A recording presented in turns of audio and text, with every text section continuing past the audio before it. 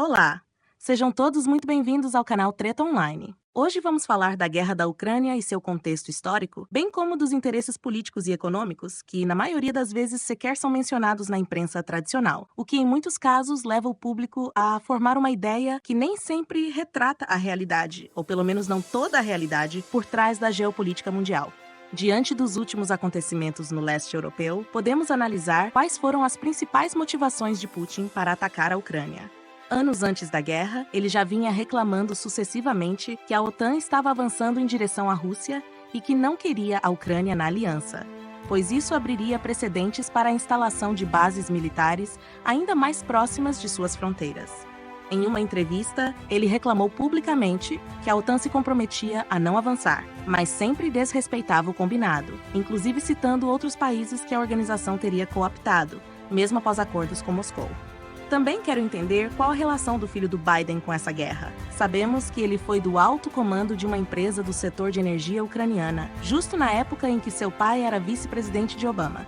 Essas perguntas surgem porque há evidências de que interesses políticos e econômicos estão por trás desse conflito. Um deles seria a mudança no fornecimento de gás para a Europa, passando por outros países e deixando a Rússia de lado nessa estratégia. O que podemos considerar sobre isso? Olha só. O conflito entre Rússia e Ucrânia tem raízes complexas, e as motivações de Vladimir Putin envolvem uma combinação de fatores geopolíticos, históricos, econômicos e estratégicos. Vamos analisar os principais pontos para entender melhor. O primeiro é a expansão da OTAN e a segurança da Rússia, já que desde o colapso da União Soviética em 1991, a OTAN, criada durante a Guerra Fria como um bloco militar liderado pelos Estados Unidos, para atuar justamente contra a União Soviética, expandiu-se significativamente para o leste europeu. Putin argumenta que essa expansão viola promessas feitas por líderes ocidentais à Rússia nos anos 90, que supostamente garantiriam que a OTAN não avançaria para territórios do antigo bloco soviético. Embora os Estados Unidos e seus aliados neguem ter feito tais promessas formais, vários países que antes eram parte da esfera soviética, como Polônia, Estônia, Letônia e Lituânia, ingressaram na aliança. A Ucrânia, que tem grande importância estratégica, era vista por Putin como uma linha vermelha. O medo era que, se a Ucrânia entrasse na OTAN, bases militares ocidentais pudessem ser instaladas muito próximas de Moscou. A Rússia já tinha feito pressão contra isso em 2014, quando anexou a Crimeia após um levante pró-Ocidente na Ucrânia. Outro ponto é a questão do gás e os interesses econômicos por trás disso, já que a Rússia sempre usou sua exportação de gás como ferramenta de influência na Europa, pois cerca de 40% do gás consumido na União Europeia vinha da Rússia, e grande parte era transportada por gasodutos que passam pela Ucrânia. Só que nos últimos anos, os Estados Unidos e alguns aliados europeus tentaram reduzir essa dependência da Rússia quando o gás natural americano passou a ser oferecido como alternativa. E projetos como o Nord Stream, um gasoduto direto entre Rússia e Alemanha, foram politicamente sabotados. A guerra caiu como uma luva para acelerar essa mudança, já que sanções contra a Rússia e ataques à infraestrutura energética da Ucrânia ajudaram a fortalecer fornecedores alternativos, como os Estados Unidos e o Catar. Dessa forma, há uma clara vantagem econômica para os Estados Unidos no enfraquecimento da Rússia como fornecedor de energia para a Europa. Outra questão que precisamos ficar atentos é a conexão de Hunter Biden com suspeitas de corrupção na Ucrânia. Hunter esteve envolvido com uma empresa ucraniana de energia chamada Burisma Holdings entre 2014 e 2019, durante o governo de seu pai, como vice-presidente de Barack Obama. A Burisma era alvo de investigações de corrupção, e Hunter Biden foi colocado no conselho da empresa com um salário de cerca de $50 mil por mês, mesmo não tendo experiência no setor energético. Isso gerou suspeitas de que sua nomeação era uma tentativa de influência política, pois Joe Biden tinha forte presença nos assuntos da Ucrânia enquanto vice-presidente. Em 2016, Biden pressionou o governo ucraniano para demitir o procurador-geral Viktor Shokin, que estava investigando a Burisma. O argumento oficial dos Estados Unidos foi que Shokin era corrupto e ineficaz, mas críticos alegam que Biden queria proteger seu filho e aliados ucranianos. A conexão de Hunter Biden com a Ucrânia é usada por muitos para argumentar que há interesses financeiros e políticos dos Estados Unidos no país que vão além do discurso oficial de apoio à democracia e soberania ucraniana. Outro ponto é que em 2014 a Ucrânia passou por um levante que resultou na queda do presidente Viktor Yanukovych, que era pró-Rússia. O governo Obama apoiou a transição para um governo mais alinhado ao Ocidente, o que foi visto pela Rússia como um golpe orquestrado por eles. Isso levou Putin a anexar a Crimeia e apoiar separatistas no leste da Ucrânia nas regiões de Donetsk e Lugansk, criando um conflito de baixa intensidade anos antes da invasão atual. Outro ponto são os interesses militares e do complexo industrial dos Estados Unidos, já que a guerra gerou um aumento massivo nos gastos militares da OTAN, com bilhões de dólares sendo enviados para a Ucrânia na forma de armas e ajuda militar. Assim, grandes empresas do setor de defesa, como Lockheed Martin e Raytheon, tiveram lucros recordes, o que reforça a ideia de que há interesses econômicos na continuidade do conflito. A conclusão é que a invasão da Ucrânia por Putin não foi apenas um ato de agressão repentino, mas o resultado de anos de tensões geopolíticas e econômicas. A Rússia vê a expansão da OTAN e a possível entrada da Ucrânia na aliança como uma ameaça existencial. A guerra afetou profundamente o mercado de energia, prejudicando a Rússia e favorecendo outros fornecedores como os Estados Unidos. Além disso, a relação de Hunter Biden com a Ucrânia levanta suspeitas sobre interesses ocultos e corrupção no país. Além de que essa guerra beneficiou muito a indústria bélica dos Estados Unidos, reforçando a influência americana na Europa. Uau! Que belíssima aula de geopolítica mundial! Mas eu fiquei com uma dúvida.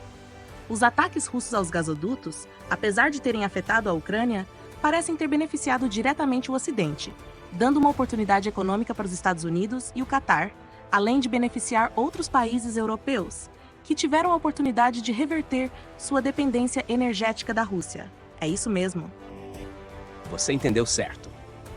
Os ataques à infraestrutura energética atrapalharam a Ucrânia, mas o ponto principal é que isso também ajudou os Estados Unidos e o Catar a se tornarem fornecedores alternativos de gás para a Europa, diminuindo a dependência da Rússia. Mas para entender melhor como isso aconteceu, é preciso entender que a Ucrânia era muito importante para Moscou, já que, historicamente, a Rússia exportava grande parte de seu gás através de gasodutos que passavam pela Ucrânia. Isso fazia do país um ator-chave no setor energético europeu. Em troca da passagem do gás, a Ucrânia cobrava taxas de trânsito, além de receber parte desse gás com preços mais baixos. Com a guerra, esses gasodutos se tornaram vulneráveis e a Rússia já vinha tentando reduzir sua dependência deles, construindo alternativas como o Nord Stream 1 e 2, que ligam a Rússia diretamente à Alemanha pelo Mar Báltico.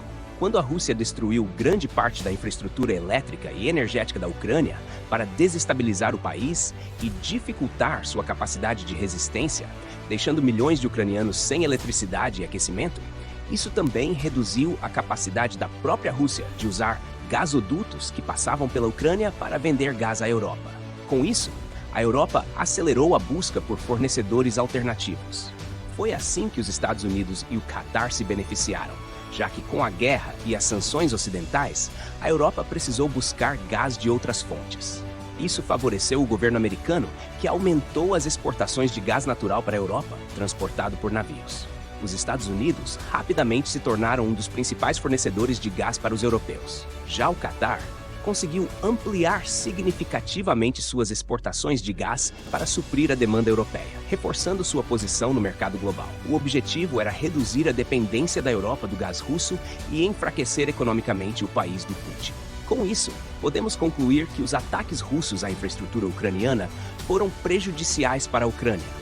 Mas a consequência indireta foi que o fornecimento de gás russo para a Europa ficou ainda mais difícil. Isso ajudou os Estados Unidos e o Catar a se tornarem novos fornecedores de gás, enfraquecendo a influência da Rússia no setor energético europeu. Assim, podemos dizer que havia um forte interesse geopolítico e econômico por parte de vários países que queriam reduzir a dependência da Europa do gás russo. Ao mesmo tempo, era previsível que a Rússia reagiria com força se a Ucrânia avançasse em direção à OTAN, o que abriria oportunidades para diversos setores, como o energético, o militar e o de construção. A guerra se tornou uma oportunidade econômica para empresas de armas, americanas e europeias, que aumentaram exponencialmente seus lucros, já que países da OTAN passaram a enviar armas para a Ucrânia e reforçar seus próprios arsenais. Estados Unidos e Catar se beneficiaram ao se tornarem os principais fornecedores de gás para a Europa, que antes dependia da Rússia. A indústria da construção civil, ligadas à reconstrução de infraestrutura, já estão de olho nos contratos futuros para reconstruir a Ucrânia. Desde os anos 2000, a Rússia já vinha alertando que a OTAN estava se expandindo para perto de suas fronteiras, o que considerava uma ameaça.